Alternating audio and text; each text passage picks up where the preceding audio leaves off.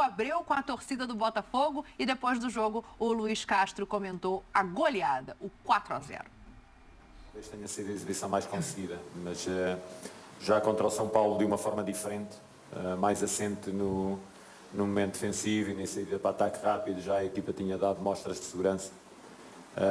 Já naquele jogo que fizemos para a taça também tínhamos revelado grande vontade de chegar à baliza do adversário e criar várias oportunidades. Eu penso que a equipa nos últimos 4 jogos tem 13 golos marcados. É um volume muito grande de golos, fruto daquilo que é o seu momento ofensivo. E penso que tem 3 golos sofridos. Também é uma equipa com consistência. Os factos dizem que a equipa tem vindo em crescendo.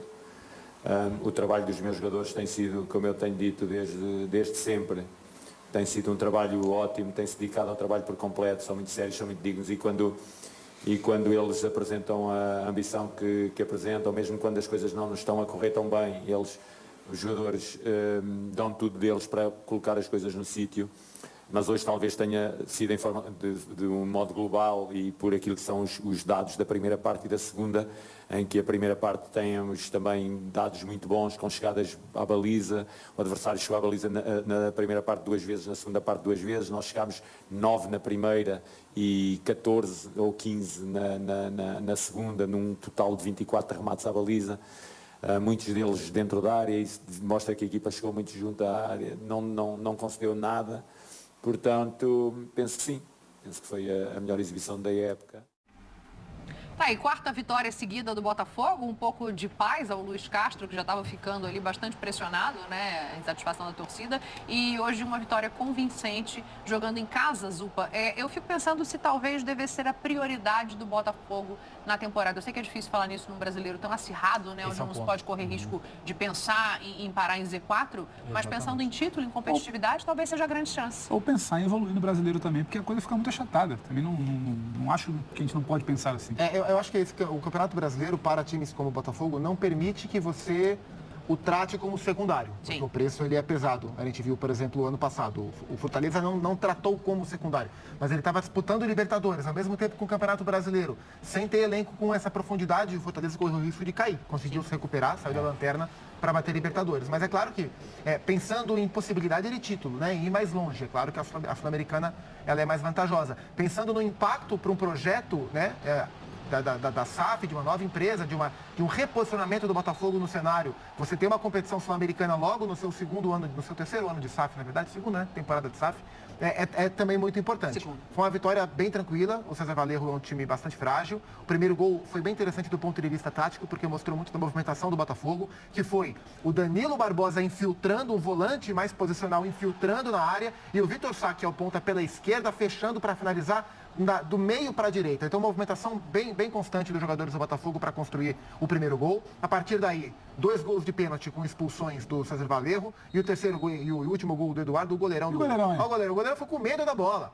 Medo da bola. Medo de bater na trave, não entender, não. Bateu muito bem o Eduardo, né, um jogador que tem uma técnica refinada, mas o goleiro foi com medo da bola e o Botafogo construiu com merecimento a vitória. Eduardo Chico, Carlos Eduardo. É Carlos Eduardo. Mas ela não chega de volta, né? Mas o Zupa fala um negócio que é interessante, foi uma vitória tranquila. Sim. Mas quem olha assim, não era a realidade do Botafogo. Mais do que priorizar a Sul-Americana, como é que vai ficar no brasileiro, o Botafogo precisava talvez de algumas respostas do tipo uma boa vitória, em que pese a crise de São Paulo, uma vitória contra um gigante numa estreia de brasileiro. Você em casa, você faz 2-0 no primeiro tempo, jogador expulso ali no finalzinho. Você precisa se impor no segundo tempo, sabe? E convencer o torcedor que há algumas semanas atrás, o debate era o Luiz Castro, hein? Engrenou o treinador aqui, engrenou ali, ele tem tempo de trabalho, mas ele não deu resposta. O debate no início de abril, final de março, meio final de março, era sobre continuidade de trabalho. Você fala em uma série de vitórias, como a Dani citou. Então, tem um peso para mim de você carimbar que você está entregando trabalho. O Paquetá é o primeiro gol. A vitória, apesar da fragilidade do adversário, não é só por isso. O Botafogo faz 2, tem um jogador a menos, trabalha para fazer 4. Acho que sabe a importância de ter esse tipo de vitória em casa na competição internacional. Então é mais do que simplesmente entrar nessa coisa ou sul-americana ou brasileiro. O Botafogo precisava respirar um pouco melhor na temporada. E o Botafogo também tem que se adaptar ao gramado, né? Gramado novo, bonito, aí, sintético do Engenhão, do Nilton Santos. Mas assim, eu concordo muito com o Zupa na questão das prioridades da temporada, porque o Brasileirão não te espera. Não adianta falar, deixa eu dar uma focada aqui, daqui a 3, 4 rodadas eu olho pro O Brasileirão. que o Fortaleza conseguiu fazer na temporada passada é a exceção, né? Sim, E total. esse campeonato é mais difícil que o do ano passado. Né? Tem isso também. Eu entendo que se você não conseguir via Campeonato Brasileiro a consistência que o Botafogo precisa, isso vale para o Vasco também, porque eles vêm de situações parecidas, né? O brasileiro vai te dar consistência para evoluir. Então, a convivência com as competições sul-americanas é super legal, mas elas podem extrair do time no brasileiro essa segurança, essa tranquilidade, o que você faz o quê? Você joga aqui a competição internacional, aí você fica no ioiô, no Campeonato Brasileiro, sofrendo, você nunca vai conseguir dar um passo, subir realmente, né, de mudar de patamar. Então, eu vejo, né, prioridade, Brasileirão. A hora que a coisa estiver mais consistente, Manutenção legal. e Isso estabilidade. você não vai abandonar a competição. Mas o que o Fortaleza fez na temporada passada foi algo extremamente perigoso. Assim, é só um cara, assim, uma direção para confiar, um treinador para garantir e acreditar que você joga o primeiro turno, vai para a zona do rebaixamento e fala assim, agora no segundo a gente vai... Calma, segura que a gente vai crescer. Deixa comigo. Quem é que pode fazer isso? Porque é o seguinte, uma equipe com camisa assim do Botafogo, de Vasco, uma camisa que tem muito mais pressão, não que Fortaleza não tenha, mas o Fortaleza tem um trabalho com mais densidade, o Fortaleza tem um outro tipo de trabalho que nem o Vasco nem o Botafogo tem nesse momento, que é mais longo, de um treinador que conhece o E elenco, um que está lá respaldo de diretoria que a falta de resultado Também, em outros Dani. lugares gritaria mais alto. Gritaria. Né? Não teria, se Exato. fosse outro clube, nenhum outro técnico viraria o turno. Como o Voivoda Sim, virou e sim. chegou. Tinha Eu caído também lá. acho. E assim, e ele foi lá e botou o Fortaleza outra vez na brincadeira. Quer dizer, é um negócio excepcional. É bonito de ver, mas ficar negociando com isso é de um perigo. Então, calma. E aí, família zoeira do Fogão, tudo bom com vocês? Comigo está tudo ótimo, depois de um placar desse. O Botafogo chega à segunda colocação do seu grupo na Sul-Americana, ficando atrás apenas aí da LDU. Deixa eu dar um recado aqui. Antes, por que você está colocando o escudo no meio dos melhores momentos ali? Galera, esse aqui é um jogo internacional, tá? A Conmebol, ela bloqueia, eu posso tomar até uma punição, um strike aqui no canal, caso eu coloque sem aquele escudo ali. Eu sei que atrapalha, mas o importante nesse momento é ouvir o que os comentaristas estão dizendo sobre o jogo do Botafogo, não os melhores momentos. Para ver os melhores momentos, você vai num canal oficial da ESPN, do Paramount, que lá você vai conseguir ver os melhores momentos completos. Aqui é para você ouvir a opinião, ver também, porque aí eu consigo tirar o escudo, ver e ouvir a opinião dos comentaristas, o que eles estão falando do nosso Botafogo, inclusive da ESPN, que é uma mídia paulista, que teve uma treta aí com o Botafogo quando excluiu o Botafogo do Brasileirão ali, falando apenas do Vasco, Flamengo e Fluminense, tá? Bom, uma vitória muito boa do Botafogo. Você viu ali que no finalzinho da reportagem estava lá, em relação a técnico, tá?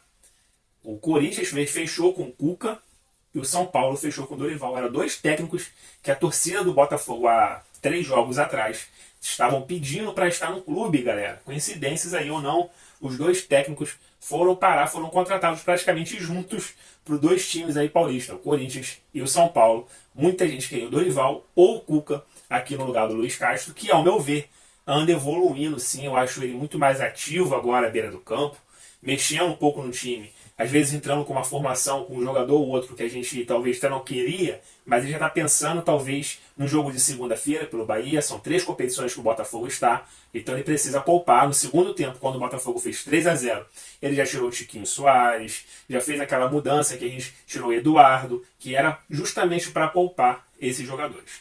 Bom, família, lá na nossa enquete no canal aqui do YouTube, entra lá, a nossa enquete eu coloquei lá, perguntei quem foi o melhor em campo. Eu coloquei apenas 4 opções, mas poderia ter colocado 6. Mas fica uma coisa, né, enorme para vocês verem. Então eu coloquei aqueles jogadores que tiveram uma média de maior dentro de campo, tá? Então eu coloquei lá o Tiquinho Soares, o Victor Sá, o Eduardo e o Tietchan. Poderia ter colocado o Danilo Barbosa, que para mim deve ser titular nesse time aí do Botafogo, mas não coloquei o Danilo Barbosa. Até o momento, quase 1000 votos, né, chegando a 500, mas até esse vídeo provavelmente vai dar com bem mais. Mas eu acho que vai ficar na briga entre o Eduardo e o Victor Sá. O Eduardo disparado até o momento, o Tietchan apenas 1% e o Tiquinho Soares 5%. Achei bem baixo aí pro Tiquinho Soares, que vem jogando bem, vem marcando seus gols, faz um pivô ali bem diferenciado, tá? O cara sabe segurar a bola, marcou um gol de pênalti, poderia ter feito até mais gols. Talvez se estivesse em campo o Tietchan não teria batido, quem teria batido seria o Tiquinho Soares. E o Tietchan também bateu o pênalti, bateu até melhor do que o Tiquinho Soares, na minha opinião. O Tiquinho bateu no cantinho, mas uma bola um pouco mais devagar. Já o Tietchan deu um porradão. É impossível o goleiro defender aquela bola ali. E o Eduardo, hein? Impressionante, cara. Impressionante. 8 jogos, 7 gols. Daqui a pouco ele vai realmente chegar ao Tiquinho Soares.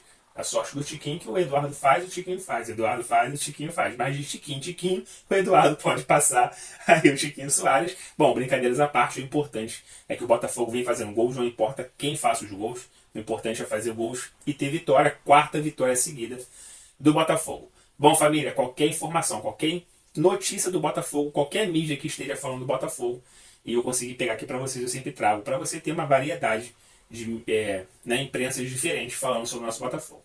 Bom, por hoje é só. Fiquem todos bem, fiquem com Deus, até a próxima. Fui!